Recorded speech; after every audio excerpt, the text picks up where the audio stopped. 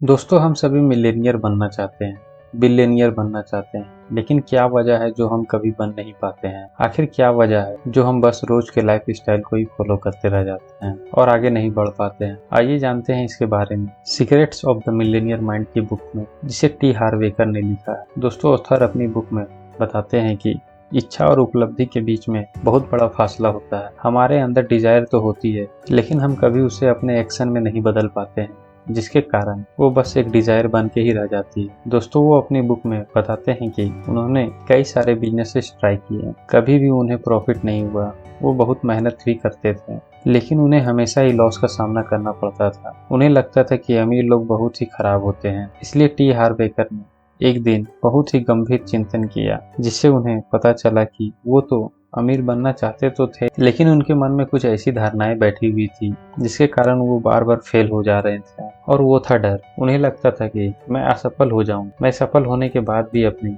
सारी दौलत गवा दूंगा, जिससे मैं सचमुच मूर्ख साबित हो जाऊंगा। उसके बाद उन्होंने उनके फादर के दोस्त से एक सलाह मिली, जिसने उनकी लाइफ को पूरी बदल कर रख दिया। ऑथर अपनी बुक में बताते हैं कि अमीर के सोचने का तरीका और गरीब के सोचने का तरीका में बहुत ज्यादा डिफरेंस होता है। सोचने के इन तरीकों से उनके काम तय होते हैं और काम से परिणाम तय होते हैं। उन्होंने आगे कहा कि अगर तुम उन्हीं की तरह सोचो जिस तरह से अमीर लोग सोचते हैं और वही करो जो अमीर लोग करते हैं, तो उन्होंने एक सवाल पूछा, तो क्या तुम अमीर बन सकते हो? तो ऑथर ने जवाब बहुत ही कमजोर आत्मविश्वास से दिया, लगता तो ऐसा ही है। फिर उनके फादर के दोस्त ने कहा कि तुम्हें बस अमीर लोगों की नकल करनी है। उसके बाद टी हार्व ने सोचा कि कुछ नया करने में क्या हर्ज है। वो अपने पूरे दिल से अमीर लोगों के सोचने के तरीके के अध्ययन में जुट गए। मस्तिष्क के बारे में जितना सीख सकते थे उन्होंने सीखा और उन्होंने अपना ध्यान धन और सफलता के बीच केंद्रित कर दिया। उन्होंने पाया कि अमीर लोग दरअसल गरीब और मध्यम वर्गीय लोगों से बिल्कुल अलग तरीके से सोचते हैं, और अंत में उन्हें लगा कि उनके विचार ही उन्हें अमीर बनाने से रोक रहे थे। और उन्होंने कई ऐसे तकनीक और रणनीति सीखी जिसका इस्तेमाल करके उन्होंने अपने माइंड की रिकंडीशनिंग की थी, ताकि वो भी अमीर लोगों की तरह सोच सके। उसके बाद टी हार्व ने एक बिजनेस स्टार्ट किया जो था जिम का, और अब जो उन्होंने सारी बातें सीखी थी उन्होंने उसका इस्तेमाल करना चालू कर दिया। उन्होंने इस काम को अपनी सफलता को समर्पित कर दिया। उन्होंने पूरी कसम खा ली थी कि मैं इस बिजनेस को तब तक करूंगा जब तक कि मैं मिलियनेयर न बन जाऊं, और ठीक वैसा ही हुआ। यह ऑथर के लिए बिल्कुल ही अलग नजरिया था और उनका ध्यान अक्सर भटक जाया करता था अवसर और मुश्किलों में। जब भी ऑथर के मन में कोई नकारात्मक और हानिकारक विचार आते थे तो वो अब उन्हें चुनौती देने लगते थे। पहले ऑथर को लगता था कि उनके माइंड की हर बात सच है, लेकिन जब वो जान चुके थे कि उनका माइंड ही उनका सबसे बड़ा कारण है उनकी असफलता का, उन्होंने फैसला किया कि अब अपनी किसी भी ऐसे विचार को हावी नहीं होने देंगे और ना ही उसे अपने माइंड में आने ही देंगे। और उन्होंने जो सारी बातें सीखी थी जो उनके दौलत के सपनों को साकार करेगी, उन्होंने हर उस प्रिंसिपल को फॉलो किया और इस तरह से काम किया कि उनका जिम का बिजनेस इतना सक्सेसफुल हो गया कि उन्होंने 2.5 साल में 10 और नए स्टोर खोल दिए और फिर वो फॉर्चून कंपनी में भी शामिल हो गए। और दोस्तों फिर वो एक सक्सेसफुल ऑथर और एक सफल सलाहकार भी बन गए और उन्होंने लाखों लोगों के जीवन में परिवर्तन भी लाया। और वो एक बहुत ही इम्पोर्टेंट बात कहते हैं कि सोचने और काम करने के पुराने तरीके हम लोगों को ठीक वहीं ले आई है जहां हम अभी हैं। और दोस्तों ऑथर बताते हैं कि जैसा अंदर की दुनिया है वैसा ही बाहर का परिणाम। दोस्तों जैसा हम लोग अपने अंदर की दुनिया में सोचते हैं, ठीक वैसा ही परिणाम हमें अपने बाहर की दुनिया में देखने को मिलता है। हमारे विचार भावनाओं की ओर ले जाते हैं और भावनाओं से कार्य तय होते हैं और कार्यों से परिणाम। सब कुछ हमारे विचारों से तय होता है जो हमारे दिमाग में उत्पन्न होते हैं। और यह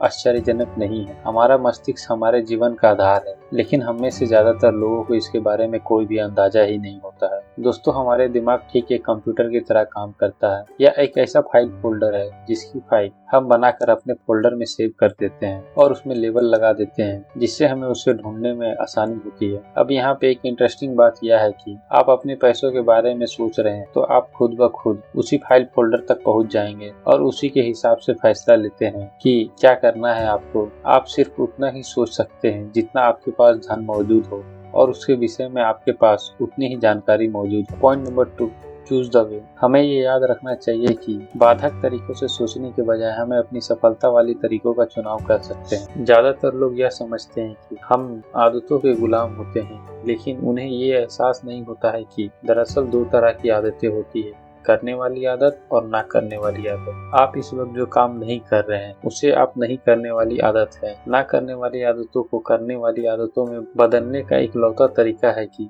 उन कामों को करना। पढ़ने से आपको मदद मिलेगी, और जब आप पढ़ने से करने में पहुंचते हैं तो ये एक बिल्कुल भी अलग दुनिया होती है। Point number 3, change. दोस्तों, यहाँ पे परिवर्तन के 4 प्रमुख कारण। अवेयरनेस। परिवर्तन का पहला तत्व है अवेयरनेस। आप किसी भी चीज को तब तक नहीं बदल सकते जब तक कि आपको उसके अस्तित्व की जानकारी ना हो। अंडरस्टैंडिंग। परिवर्तन का दूसरा तत्व है अंडरस्टैंडिंग। आपके सोचने का तरीका कहाँ उत्पन्न हुआ है, यह समझने से आप यह जान सकते हैं कि आपको ऐसे ही परिणाम क्यों मिल रहा है और आप इसे कैसे बदल सकते हैं। डिसोसिएशन। परिवर्तन का तीसरा तत्व होता है डिसोसिएशन। जब आपको ये एहसास हो जाता है कि यार ये सोचने का तरीका आपका नहीं, किसी दूसरे का है, तो आप खुद को उससे अलग कर लेते हैं और आप यह चुन सकते हैं कि आपको उन ख्यालों के साथ रहना है या नहीं। इसके लिए आपको इस बात पर विचार करना होगा कि आप आज कहाँ हैं और आने वाले कल में आप कहाँ पहुँचना चाहते हैं। आप सोचने के इन तरीकों को निखार करके इसके हकीकत को देख सकते हैं। रिकंडीशनिंग। परिवर्तन का चौथा तत्व है रिकंडीशनिंग। दोस्तों, आज तक हमने जो कुछ भी सुना है बस उसी में यकीन करते हैं, लेकिन ऐसा नहीं। ब्रूस ली का एक फेमस कोट है, be like water my friend. Point number 4,